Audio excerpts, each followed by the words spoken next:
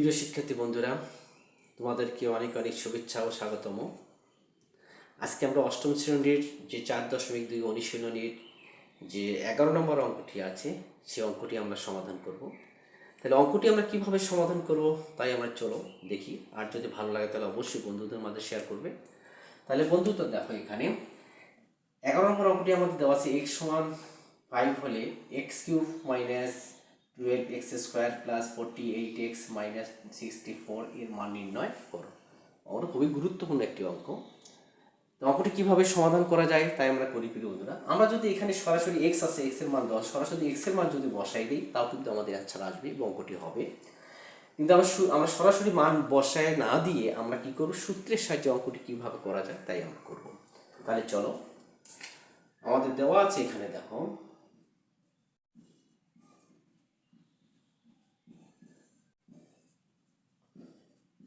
দেওয়া আছে x সমান 5 দেওয়া আছে। x এর মান কত দেওয়া আছে? 5 দেওয়া আছে। আমাদের প্রদত্ত রাশি, এটা প্রদত্ত রাশি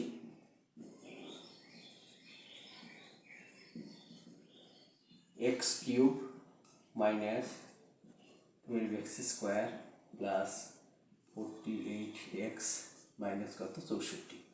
এটা আমাদের অঙ্ক, এটা প্রদত্ত রাশি। এই রাশি থেকে আমাদের মানটা বের করতে হবে। তাহলে প্রথমে আমরা দেখবো আমাদের সূত্রে ফেলানো যায় কিনা। যেহেতু 64 আছে, এখানে x³ আছে, 4 এর উপরে যদি কিউব দেই তাহলে আমাদের 64 হবে। আর এখানে x³ তো আমাদের আছে, আমরা প্রথমে সূত্রে ফেলাই। তাহলে x তারপরে কিউব, এখানে আমার -4 তারপরে কিউব দিলাম, তাহলে কত? 4 4 16, 4 16 কত হয়? 64।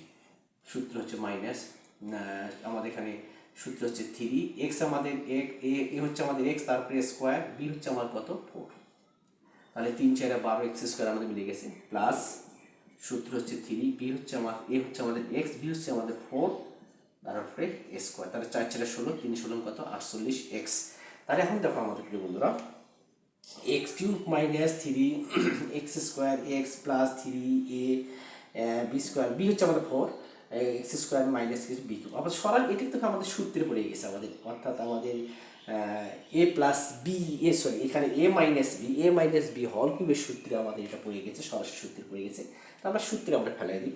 তাহলে আমরা লিখতে পারি, তাহলে এখানে এক্স মাইনাস কি আসলো 4, তারপরে কিউব আমাদের সূত্র পড়ে গেল। তার মানে এক্স এর মানটা আমাদের কত আছে? 5। মান বসাই দিব আমাদের 5 মাইনাস 4 তারপরে কিউব, মান বসিয়ে মান বসিয়ে দিলাম। কারণ 5 থেকে যদি আমরা 4 যদি বাদ দিই, কত ছিল? 1 পাওয়ার কত? 3। তাহলে 1 এর উপর যত পাওয়ার হোক না কেন তার কী হবে? 1 হবে। তাহলে 1 এর উপর পাওয়ার যেহেতু আমাদের 3 আছে, তাহলে আমার কত আসলে এখানে 3।